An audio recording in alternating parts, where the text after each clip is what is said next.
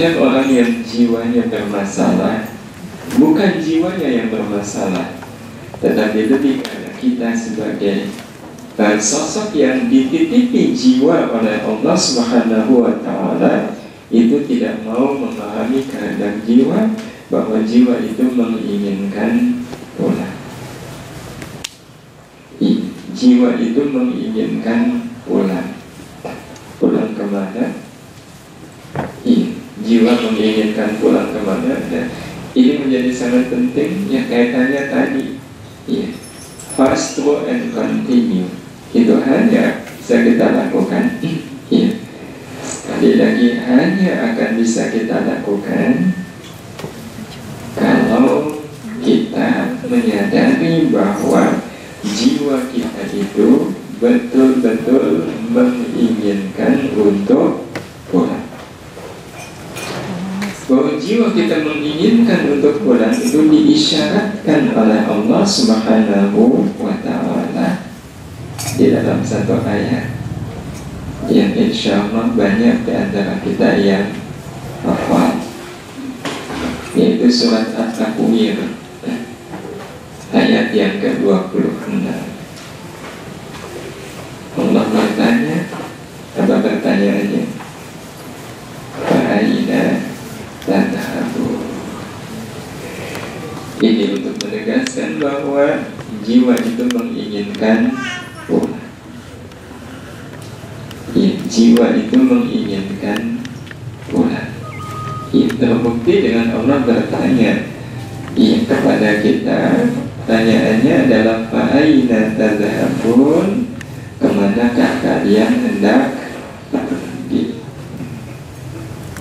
Kira-kira pertanyaan Allah ini yang menjawab siapa? Raga atau jiwa? Jiwa. Yang menjawab adalah jiwa. Kalau yang bertanya manusia, nah berarti itu pertanyaan tertuju pada raga kita. Ya, pas kita pergi lewat di depan rumah tetangga, beliau tanya, Pak, Bu, mau kemana? Berarti itu pertanyaan tertuju pada raga atau jiwa? Raga. Oh, saya mau ke pasar.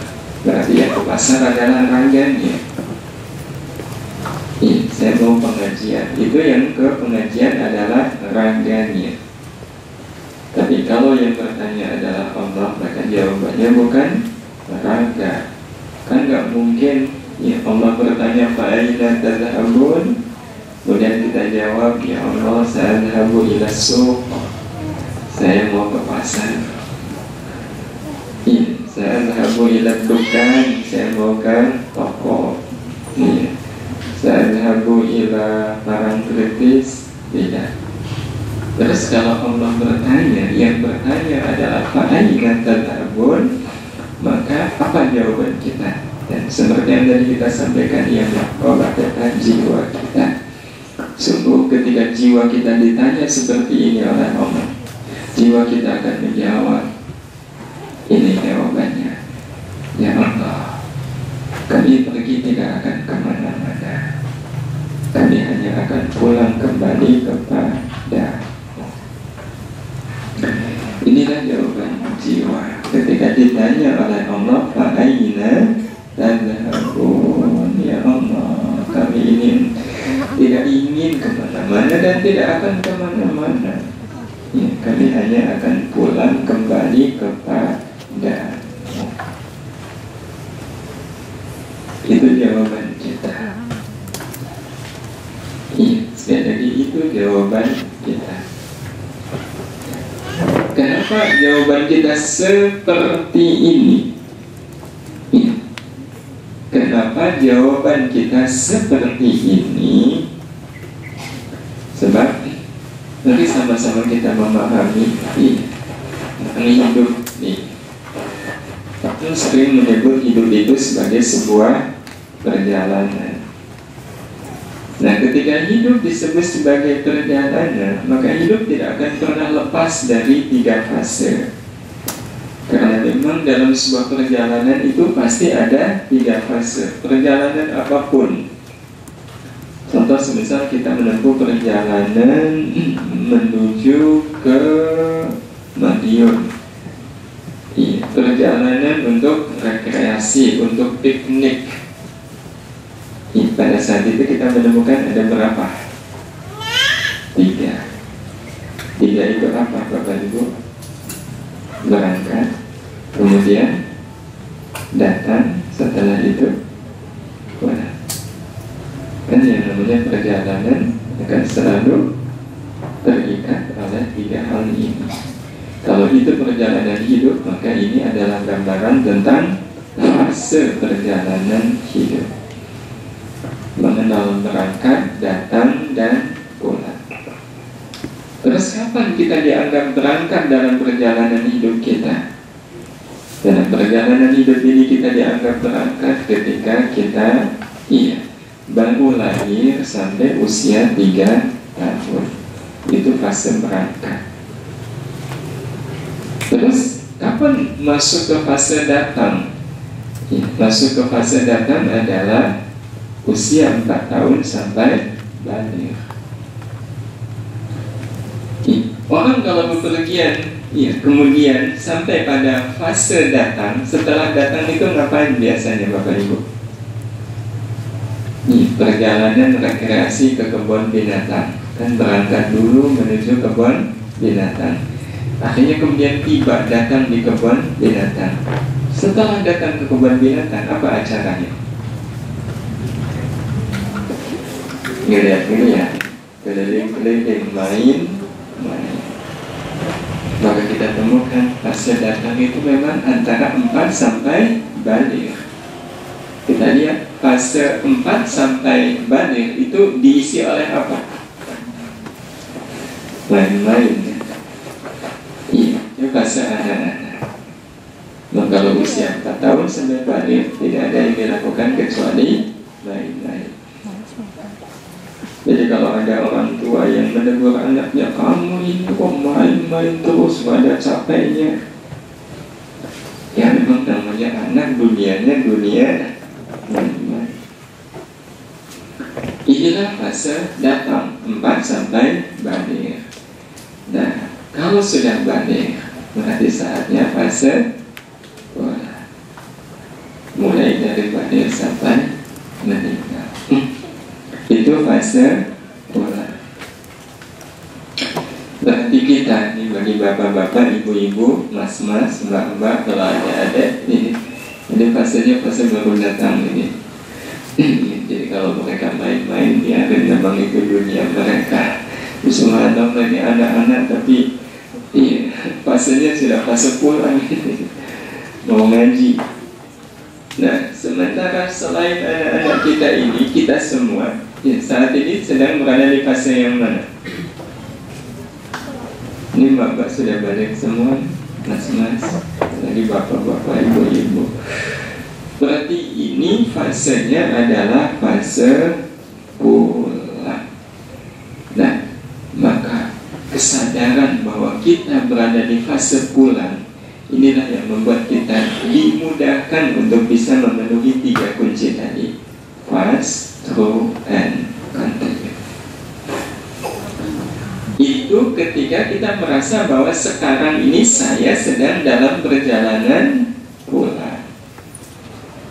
Kita akan mudah membuat keputusan-keputusan hidup secara cepat. Apa persoalannya, apa kasusnya, kita bisa membuat keputusan secara cepat. Dan tidak hanya cepat tetapi juga tepat. Tidak hanya tepat tapi juga tetap. Fast, through, and continue. Itu hanya bisa dilakukan oleh orang-orang yang menyadari bahwa saat ini saya sedang dalam perjalanan pulang.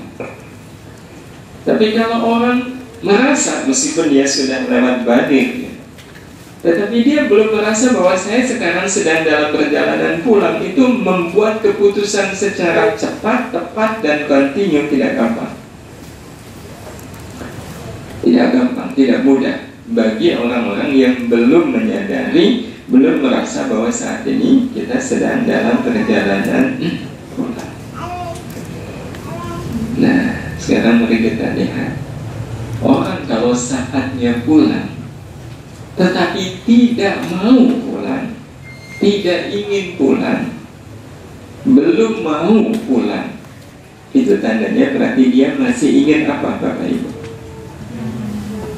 Ingin main-main. Padahal sudah saatnya pulang. Seperti seorang bapak yang bekerja di kantor, jam 4 itu saatnya pulang. Tetapi jam 5 dia masih ada di Malioboro. Itu berarti si bapak tadi sedang apa? Kalau saatnya pulang kok masih keliling-keliling, itu berarti tandanya dia sedang keluyuran. Betul nggak Bapak Ibu? Ini bapak ini pakai baju korpri, jam 5 kok masih kelihatan ada di Malioboro. Oh, ini bapak sedang keluyuran. Atau anak berseragam sekolah jam 7 malam masih kelihatan di tempat hiburan. Iya, kelihatan di tempat keramaian, masih berseragam sekolah. Orang pasti akan mengatakan ini anak sekolah sedang keluyuran. Karena harusnya dia sudah pulang. Di usia kita saat ini sebenarnya usia di mana kita harusnya pulang, menempuh perjalanan pulang. Tetapi akan kita jumpai dalam kehidupan ini orang belum mau pulang. Kalau belum mau pulang berarti dia sedang keluyuran. Kalau orang hidupnya orientasinya keluyuran, memang pada akhirnya dia sulit untuk sekali lagi membuat keputusan yang cepat dan tepat. Mungkin dia bisa mengambil keputusan yang cepat, tetapi bisa jadi tidak tepat. Kita menginginkan secepat apapun keputusan kita selalu tepat, setepat apapun keputusan kita selalu cepat, dan keduanya selalu kontinu. Nah, karena itu pada akhirnya kita perlu memastikan apakah saat ini kita sedang betul-betul dalam perjalanan pulang atau sebenarnya masih dalam keadaan ingin keluyuran. Iya, untuk itu Bapak Ibu yang dirahmati Allah Subhanahu wa Ta'ala, di usia kita saat ini, kalau kita ditanya tentang apa hidup, bukankah jawaban kita seperti ini? Iya. Hidup berarti perjalanan pulang kembali ke haribahan Ar-Rahman. Tapi sekali lagi, betulkah kita sedang dalam perjalanan pulang? Sebab kadang ada orang yang antara kata-kata dengan kenyataan itu tidak sama. Ya. Keluar dari kantor jam 4, rumahnya di Jalan Kaliurang KM 13. Pak mau kemana? Iya, ini saya mau pulang. Tapi pas pulang tuh jalannya ke selatan. Itu berarti dia tidak sungguh-sungguh.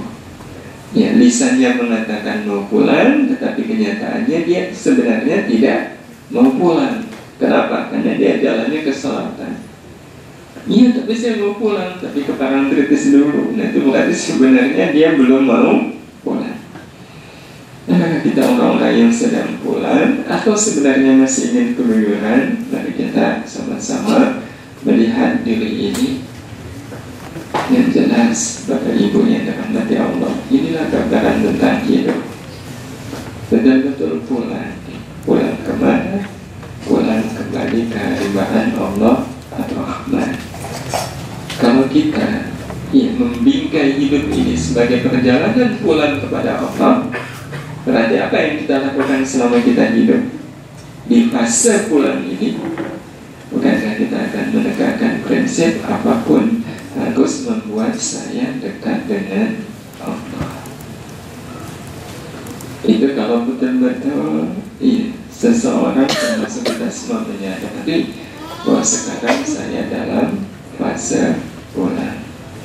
Berarti apapun yang saya lakukan harus membuat saya dekat dengan Allah. Orang yang ingin pulang ke Jalan Kaliurang KM 13 berarti apapun yang saya lakukan harus membuat saya semakin dekat dengan Jalan Kaliurang KM 13. Kalau memang niatnya pulang, kalau memang betul orang niatnya pulang, hidup ini untuk pulang, berarti betul apapun harus membuat saya dekat dengan Allah. Apapun harus membuat saya dekat dengan Allah. Nah, sekarang apa syaratnya? Agar apapun harus membuat saya dekat dengan Allah. Syaratnya itu bisa kita ketahui dari tabiat atau karakteristik orang tua. Mari kita lihat tabiat orang tua. Ada 4. Yang pertama, tabiat orang tua itu bawa apa? Bawa semangat atau bawa capek? Pulang kantor, iya. Itu bawa apa biasanya, Pak? Bawa capek. Maka inilah tabiat pertama, merasa letih dan lelah. Maka kalau seandainya betul-betul kita ini dalam perjalanan pulang, maka kita pun harus merasa letih dan lelah. Kalau perjalanan pulang ke rumah, letih lelah itu ada pada raga, maka perjalanan pulang kepada Allah, rasa letih dan lelah itu ada pada jiwa. Jiwa kita merasa letih dan lelah. Tapi letih dan lelah dari apa? Letih dan lelah dari segala kesenangan duniawi. Jadi udah capek. Bayangkan dari usia 4 tahun sampai balik itu berapa tahun ya? Kalau baliknya usia 11 itu kan berarti 7 tahun. Masa 7 tahun mainan gak capek? Masa Anda kan fase bersenang-senang. Masa 7 tahun bersenang-senang tidak capek? Orang yang dalam perjalanan hidup untuk pulang belum merasa capek dari kesenangan duniawi, berarti dia tidak bisa sepenuhnya pulang. Itu kalau orang belum merasa capek. Iya. Nah, pengertian capek di sini lebih dari kesenangan duniawi, artinya iya, Bapak Ibu yang dirahmati Allah Subhanahu wa Ta'ala, tidak menjadikan kesenangan dunia sebagai orientasi hidup. Bukan. Ya, orientasi hidupnya bukan lagi kesenangan dunia. Jadi kalau orang sudah lewat masa balik, orientasinya masih kesenangan dunia. Kalau tidak nonton bola meriah, kalau tidak nonton sinetron pusing, itu berarti tandanya dia belum mau pulang. Ya, tandanya dia belum mau pulang. Kalau orang saatnya pulang tapi belum mau pulang, berarti tandanya dia pengen keluyuran. Jadi kalau seandainya seorang ibu nonton sinetron, kemudian anaknya telepon, "Bu, sedang apa?" Harusnya si ibu tadi jujur, "Nah, ibu lagi keluyuran nih."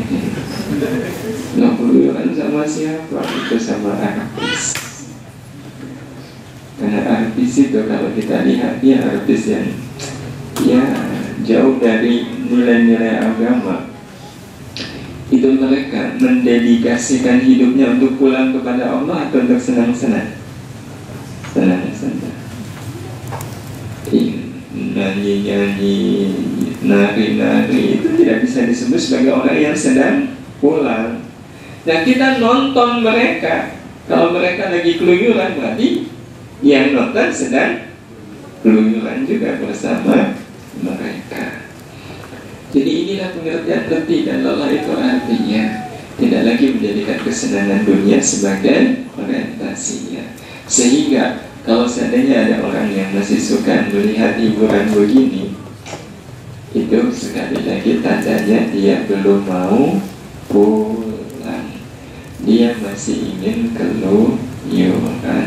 Padahal lihat usianya, dia sudah semestinya pulang. Kita bisa bayangkan seorang bapak sudah semestinya pulang. Memang biasanya jam 4 dia pulang, jam 5 masih kelihatan di Malioboro. Pas saat itu kepergok ketemu istrinya, karena istrinya ada keperluan. Lihat suaminya, masih ada di Malioboro jam 5 sore. Kira-kira sama istrinya diapakan itu suaminya? Dijewer. Itu ketemu istri. Kita bisa bayangkan kalau seandainya ada orang yang harusnya pulang tapi masih saja keluyuran, terus ketemu malaikat Israel. Itu ya. Alhamdulillah. seperti ini, bisa jadi wafatnya tidak bisa husnul khatimah. Karena untuk membedakan su'ul khatimah atau husnul khatimah itu bisa dilihat pada saat dia meninggal itu sedang apa. Kalau pada saat dia meninggal sedang dalam perjalanan pulang kepada Allah, bukti bahwa dia sedang pulang kepada Allah adalah dia sudah betul-betul letih dengan kesenangan dunia. Dia tidak lagi menjadikan kesenangan dunia sebagai orientasinya.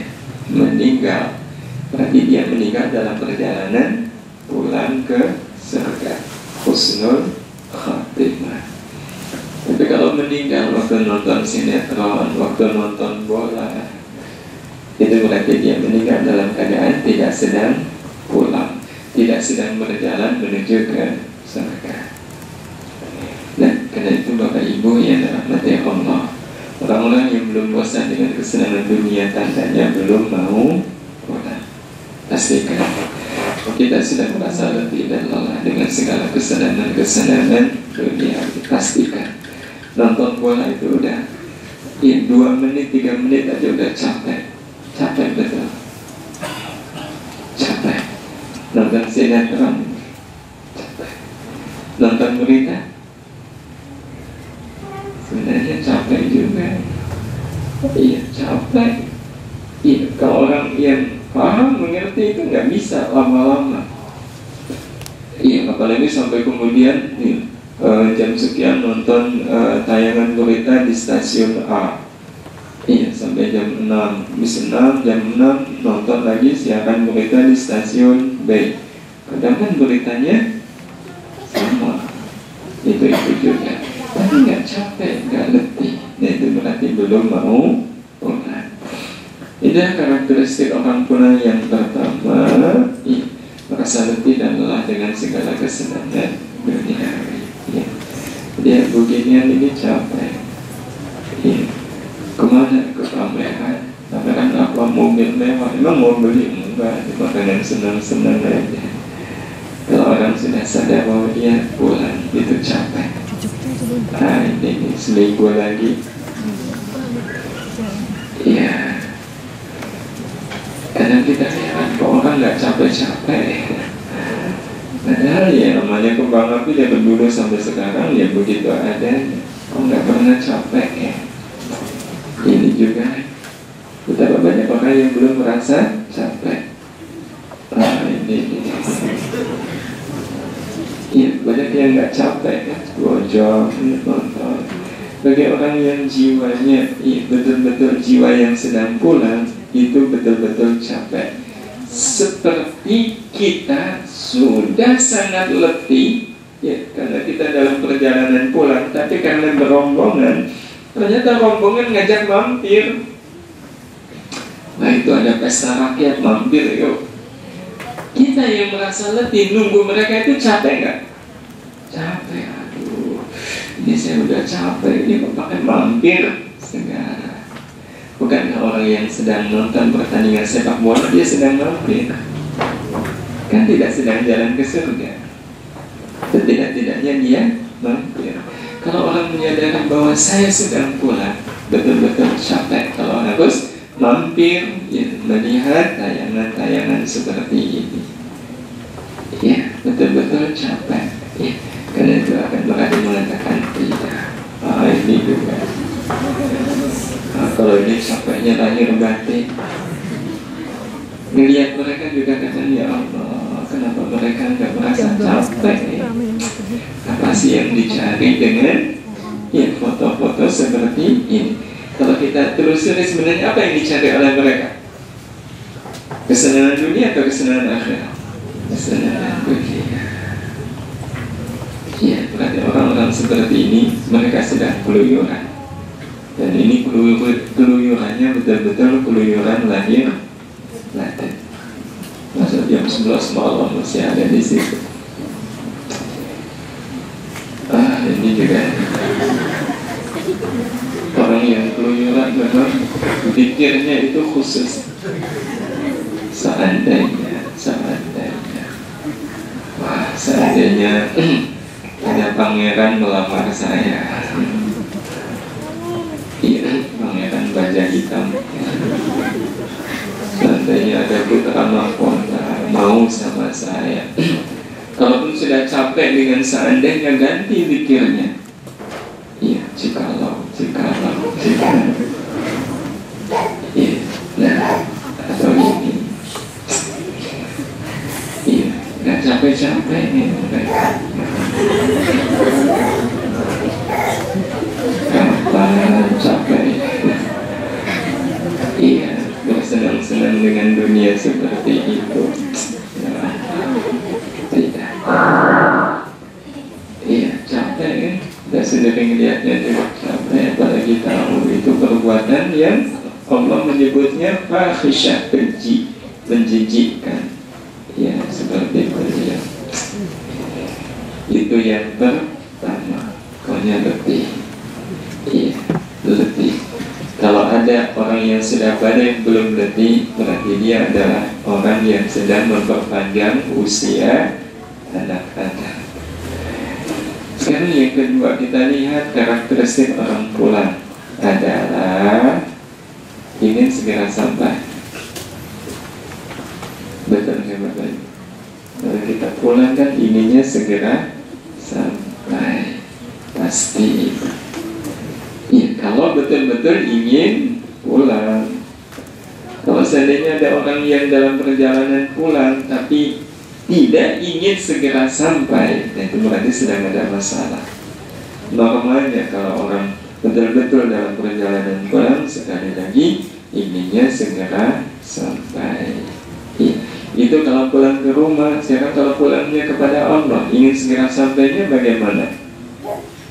Apa dengan kita minta tolong orang lain untuk mensegerakan kita agar cepat sampai kepada Allah? Ya, seorang suami bilang, tolong ya Bu, nanti kalau ngasih minum sama Bapak dikasih sesuatu biar Bapak cepat segera sampai. Tentu itu nggak boleh, dilarang meminta orang lain untuk mensegerakan kita sampai kepada Allah. Pengertian ingin segera sampai dalam perjalanan pulang kepada Allah Subhanahu wa Ta'ala artinya rindu dengan kehidupan akhirat. Kalau orang ingin segera sampai kan ada rindu. Iya, ada rindu. Rindu ini yang membuat kita betul-betul ingin segera sampai. Rindu dengan kehidupan akhirat kepada ya Allah di akhirat nanti. Saya akan lebih bahagia bila dibanding dengan di dunia. Saya bisa lebih punya makna ketimbang kehidupan di dunia. Yang rindu dengan kehidupan akhirat itu kemudian diwujudkan dengan mengisi yang hidup dengan amal-amal akhirat. Itu bukti kalau orang sedang dalam perjalanan pulang, mengisi hidup dengan amal-amal akhirat. Kalaupun dengan amal-amal dunia adalah amal dunia yang bisa dikelola menjadi amal akhirat. Kayak dagang, itu amal dunia tetapi bisa dikelola menjadi amal akhirat. Dengan cara niat saya dagang biar saya dapat untung ini bisa saya gunakan untuk nafkah keluarga. Ya, kalau lebih saya biarkan nanti untuk infak, sedekah. Ya, menolong orang-orang yang susah. Dan itu berarti dia berdagang amal dunia tetapi berubah menjadi amal akhirat.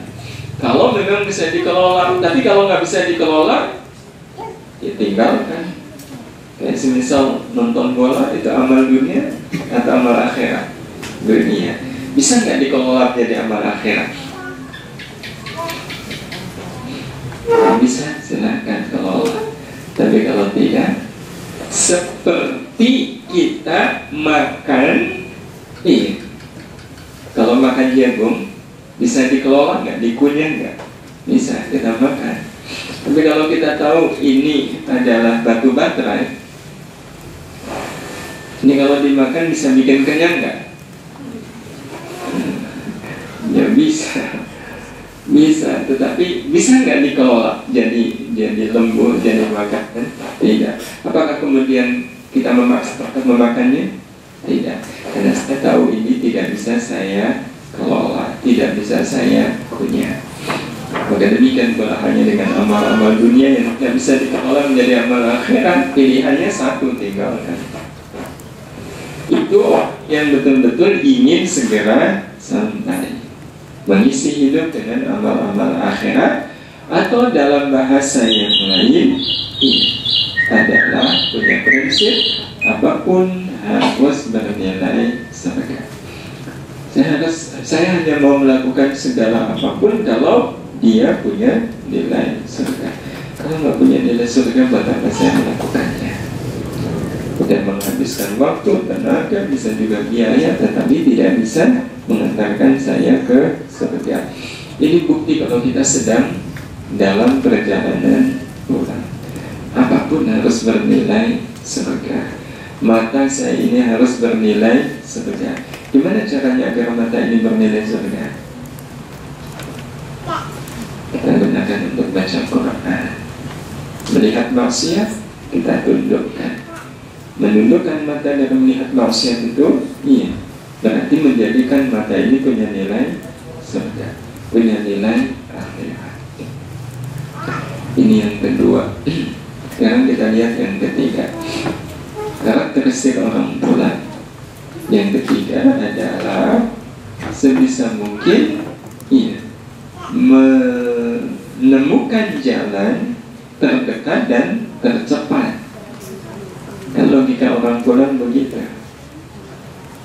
Ya, mana nih jalan yang terdekat, mana nih jalan yang tercepat untuk bisa sampai ke rumah. Sekali lagi ini logika umum. Siapapun orang yang betul-betul sedang pulang menginginkan jalan yang terdekat dan tercepat. Betapapun kadang, seperti yang kita lihat, harus menerobos seperti ini. Kenapa mereka melakukannya? Bukankah agar ingin segera sampai? Inilah jalan terdekat, menerobos. Betapapun harus melawan arus. Kalau jalannya jalan pulang, melawan arus begini jelek. Tetapi kalau jalan pulang kepada Allah, sangat boleh jadi melawan arus itu menjadi positif. Karena memang kita akan melihat orang-orang yang sungguh-sungguh menjadikan hidup ini pulang kembali kepada Allah, pulang ke akhirat, memang akan memilih amal melawan arus. Jadi arus orang awam, ya, keumuman yang ada itu dilawan betul. Tidak ikut arus tetapi melawan arus. Contoh semisal, umumnya kalau dihina begini, umumnya orang apa yang akan dilakukan? Marah, membalas. Orang-orang yang menyadari bahwa saya sedang dalam perjalanan pulang menuju surga, pulang kepada Allah, saya harus cari jalan yang terdekat. Dan jalan yang terdekat biasanya akhirnya harus melawan arus. Dijalani melawan arus. Orang umumnya kemudian sakit hati, marah, ingin membalas, kalau tidak bisa membalas, menyimpan dendam, dan suatu saat kalau ada kesempatan diluapkan dendam. Ini arus umum. Orang-orang yang menyadari bahwa saya sedang pulang menuju ke surga, dia pilih melawan arus, yaitu memaafkan semua yang menyakiti. Apakah maafkan dia sih? Dia kan sudah sangat zalim. Iya, nggak ada masalah. Karena memang saya menginginkan peristiwa ini membuat saya semakin dekat dengan surga. Tapi itu nggak umum loh Pak, memaafkan orang yang menyakiti. Nggak apa-apa. Justru kalau itu memang tidak umum, saya semakin yakin inilah jalan tercepat dan terdekat menuju surga. Orang memutus silaturahmi, umumnya orang yang diputus silaturahimnya, apa yang dilakukan? Ya udah, kalau dia memutus silaturahim, memangnya hanya dia yang bisa, saya juga bisa. Memangnya cuma dia yang bisa mendiamkan, saya juga bisa mendiamkan. Itu arus. Kita lawan arus itu dengan menyambung silaturahim orang-orang yang memutus. Termasuk ini yang ketiga. Dan kalau memang kita memungkinkan, ada kesempatan, kita usahakan, kita ikhtiarkan. Yang ketiga ini bisa kita wujudkan dalam kehidupan kita. Apa itu? Yang ketiga adalah memberikan sesuatu yang paling disukai kepada orang yang paling tidak disukai. Ini melawan arus nggak Bapak Ibu? Melawan arus. Jadi justru inilah yang mempercepat seseorang untuk sampai pada tujuannya. Ada seorang kawan yang dia punya ibu yang ibu beliau seperti ini. Kawan tadi cerita kepada saya, ibu itu dia seorang guru. Kemudian ditakdirkan Allah wafat beberapa hari setelah beliau menyelesaikan tugas beliau pernah tugas sebagai seorang guru. Salah satu kelebihan beliau ini cerita teman saya tadi waktu beliau hidup, beliau ini sering sekali membuat makanan karena itu menjadi bagian dari hobi beliau. Jadi kadang kue, bolu, kadang ya berbagai macam jenis makanan itu beliau buat dengan spesial. Setelah itu kemudian dia masukkan ke dalam wadah yang bagus, kemudian dia panggil anaknya, nah tolong kamu antarkan kue ini kepada ibu Fulan. Anaknya, teman saya yang tiada lain teman saya tadi, tahu si ibu Fulan ini orang yang sangat tidak baik kepada ibu. Jadi saya, kata dia, protes sama ibu. Bu Fulan itu kan orang yang suka merugikan ibu, menyakiti ibu, mengada-ada bahkan menfitnah ibu. Kenapa ibu ngasih dia makanan enak lagi? Si ibu tidak memberi penjelasan. Sudah pernah, kamu nurut ibu hanya antarkan sekarang. Iya, si ibu tidak memberikan penjelasan yang memadai. Udah kamu antarkan saja. Tapi pada akhirnya si anak ini mendapatkan penjelasan yang sangat jelas. Kapan? Justru ketika ibunya wafat. Justru ketika ibunya wafat, sang anak yang tiada lain teman saya tadi baru memahami kepada inilah jawabannya. Apa jawaban itu? Jawaban itu berupa kemuliaan beliau di saat nafas terakhir beliau. Beliau sempat kumpulkan anaknya. Ya, pada saat anak keluarganya, ya, terutama anak-anaknya juga suaminya, kumpul itu dinasehati, dikasih tausiah, kemudian diberi wasiat. Iya, kamu adalah laki-laki, tolong. Jadi kalau sholat tidak boleh di rumah, sholat di masjid. Termasuk kepada suaminya, tapi karena suaminya stroke, lumpuh. Tapi si ibu ini, istrinya tetap berpesan, kalau bapak setidak-tidaknya Pak, 1 hari saja terserah Bapak mau sholat yang mana, tapi tolong di masjid ya Pak, 1 waktu saja dalam 1 hari. Tapi kalau anak-anaknya disuruh 5 waktu. Itu salah satu pesannya. Dan ini yang mengherankan, umumnya kalau ada orang yang meninggal, mau meninggal, itu yang doa siapa? Yang doa yang hidup kan? Tapi ini tidak. Nah, iya Bapak, saja sekarang ibu mau mendoakan kalian, tolong diamini. Tolong diamini. Jadi yang doa beliau yang didoakan orang yang masih sehat, yang masih hidup. Dan setelah selesai doa, sudah ada ibu kami. Beliau baca 2 kalimat syahadat dan setelah itu beliau ucapkan mata untuk selawat. Si anak tadi Bapak Fahad, inilah jawaban ibunda. Inilah buah dari kesungguhan beliau memberi sesuatu yang sangat disukai kepada orang yang tidak disukai. Tidak akan disiapkan oleh Allah Subhanahu wa Ta'ala. Inilah jalan terdekat menuju ke surga. Dan memang kalau orang belum paham, jangan diberi penjelasan. Si ibu tadi memang tepat. So, kalau seandainya orang belum paham, kenapa sih ibu kok ngasih makanan enak sama dia, dia itu suka bikin susah ibu, dijelaskan pun kalau orang belum paham nggak bakalan jelas, ngeyel aja, pasti tidak menerima. Maka memang sebaik-baik penjelasan adalah kadang dengan diam, tapi tunggu saatnya. Dan sebaik-baik orang memang adalah orang yang kematiannya bisa menjelaskan segalanya, bisa menjelaskan semuanya. Apa yang waktu masih hidup itu belum jelas, begitu meninggal menjadi jelas. Oh, ini dia jawabannya kenapa ibu dulu tidak dendam kepada orang lain. Kenapa ibu begitu sangat sabar? Kenapa ibu begitu sangat ikhlas?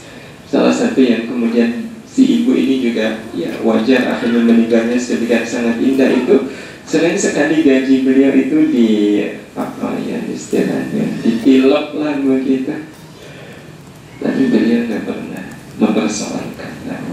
Rezeki itu dari Allah, iya, ikhlas, dan itulah buah dari keikhlasan beliau. Dan Bapak Ibu dan teman-teman yang dirahmati Allah, apa yang tadi kita sampaikan itu sebenarnya adalah bagian dari petunjuk Rasulullah Sallallahu Alaihi Wasallam. Satu saat beliau ditanya oleh seorang sahabat namanya Uqbah, "Ya Rasul, billani ala amalin yudkhiluni al-jannah." Ya Rasul, tunjukkanlah kepadaku amal yang bisa memasukkanku ke dalam surga. Apa jawaban beliau? "Ta'fu man zalamaka." Maafkan orang yang menganiayaimu, silman qata'aka, sambung orang yang memutuskan silaturahim, dan a'ti man haramaka, berilah orang yang tidak pernah memberi. Inilah petunjuk Rasulullah Sallallahu Alaihi Wasallam. Dan kalau kita mau melakukan ini, itu tandanya kita betul-betul sedang pulang. Pertanyaannya, melakukan 3 hal ini sulit atau gampang? Kalau ada yang mengatakan sulit, itu berarti tandanya belum mau pulang, masih ingin keluyuran. Nah, kalau orang pengennya keluyuran diajak pulang, ya nggak mau. Diajak pulang itu nggak mau. Orang yang dalam hidup ini ya, iya, keluyuran memang diajak ke surga itu nggak mau. Diajak ke surga itu nggak mau, karena memang masih ingin keluyuran. Wah, kalau ke surga apa seperti itu? Ya, enggak deh. Saya mau cari jalan surga yang lain aja yang enak. Kalau ini nggak enak. Ya, sebenarnya semua jalan ke surga itu enak. Ya, manakala kita melihat akhirnya. Kalau dengan memaafkan orang yang mendolimi kita, akhirnya kita masuk surga, kenapa kita tidak memilihnya? Ya, tidak memilihnya menjadi bagian dari jalan kita menuju surga. Dan ini yang ketiga. Nah, yang keempat, karakteristik orang yang betul-betul sedang dalam perjalanan pulang kepada Allah, keharibaan Ar-Rahman, pulang ke asal, dan asal kita adalah surga. Iya, adalah ini yang keempat. Karakteristik orang pulang membawa oleh-oleh yang paling disukai oleh orang-orang rumah. Ini karakteristik yang keempat. Kalau orang betul-betul pulang kan, yang terpikir, saya udah bawa oleh-oleh dulu. Kenapa? Karena setiap orang pulang inginnya disambut dengan sukacita oleh orang-orang di rumah. Dan salah satu cara agar orang-orang di rumah menyambut sukacita adalah membawa oleh-oleh yang disukai oleh mereka, bukan oleh-oleh yang disukai oleh diri sendiri. Itu sih namanya beli oleh-oleh untuk dirinya. Kita perlu menyiapkan, karena kita tidak ingin sesampainya di rumah tidak disambut. Saya mengalami itu, udah seminggu saya pergi Iya, pulang itu sudah larut kan, lewat jam 10. Saya berharap disambut oleh keluarga. Ternyata malah diusir. Iya, sama anak saya yang paling kecil. Tapi pergi lagi, gak bawa oleh-oleh. Udah jam 10 malam. Nah, itulah yang kita maksudkan dengan orang yang betul-betul pulang, betul-betul akan mencari oleh-oleh yang terbaik. Nah sekarang kalau pulangnya ke akhirat, berarti yang kita siapkan apa? Ini yang kita siapkan. Menyiapkan oleh-oleh terbaik yang berupa amal kebaikan yang sangat disukai masyarakat akhirat. Itu yang perlu kita siapkan, agar pada saatnya nanti kita pulang kembali ke sana, masyarakat akhirat itu akan menyambut kita dengan sukacita. Salamun qawlan min rabbir rahim udkhuluha bisalamin aminin. Itu sambutan mereka. Dan itu sangat mungkin kalau kita pulang ke akhirat membawa oleh-oleh berupa amal kebaikan yang sangat disukai oleh masyarakat akhirat. Dan amal kebaikan yang sangat disukai masyarakat akhirat itu amal kebaikan yang seperti apa? Ini jawabannya, yaitu amal kebaikan yang dilakukan semata-mata karena iman kepada Allah. Iya, semata-mata karena iman kepada Allah. Kalau ibu ada di pengajian ini, aduh iya, habis gimana tadi diajak sebenarnya saya punya acara tersendiri, tapi diajak nggak enak kalau nggak mau. Nah itu berarti dia beramal bukan karena iman kepada Mas Tuhan kok rajin sekali puasa ya, habis gimana ini bekalnya udah menipis. Itu berarti dia puasa bukan imanan wahtisaban lillahi ta'ala. Nah, pengertian beramal karena iman ya artinya kita melakukan segala kebaikan itu semata-mata karena cinta kepada Allah. Iya, semata-mata karena cinta kepada Allah. Iya. Jadi kita melakukannya semata-mata karena cinta kepada Allah.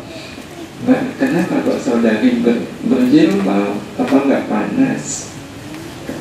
Saya berjilbab ini karena saya ingin membuktikan cinta saya kepada Allah. Apapun itu betul-betul bagian dari ekspresi cinta kita kepada Allah. Saya ingin menunjukkan yang terbaik untuk Allah sebagai wujud cinta saya kepadanya. Amal-amal kebaikan yang dilakukan karena cinta kepada Allah inilah yang nanti akan menjadi oleh-oleh terbaik untuk masyarakat akhirat. Mereka akan menyambut kita dengan sambutan penuh sukacita. Saatnya kita sekarang memastikan bahwa kita sekarang sedang dalam perjalanan pulang dengan menghadirkan 4 hal tadi. Letih dan lelah dengan kesenangan dunia, rindu betul dengan akhirat, dengan kita isi kehidupan ini dengan amal-amal akhirat. Kemudian kita menempuh cara terdekat ke surga dengan memilih amal-amal yang melawan arus, amal-amal yang umumnya orang tidak menyukainya, justru kita menyukainya. Dan yang terakhir, kita menyiapkan oleh-oleh terbaik berupa amal kebaikan yang kita lakukan semata-mata karena cinta kita kepada Allah. Kalau 4 hal ini sudah ada pada diri kita, kapanpun kita meninggal, insya Allah kita meninggal dalam keadaan sedang pulang kepada Allah. Kita akan meninggal insya Allah husnul khatimah. Amin. Allahumma amin. Allah demikian Bapak Ibu ya bisa kita sampaikan. Mungkin ada tanggapan sebelum kita tutup dengan doa.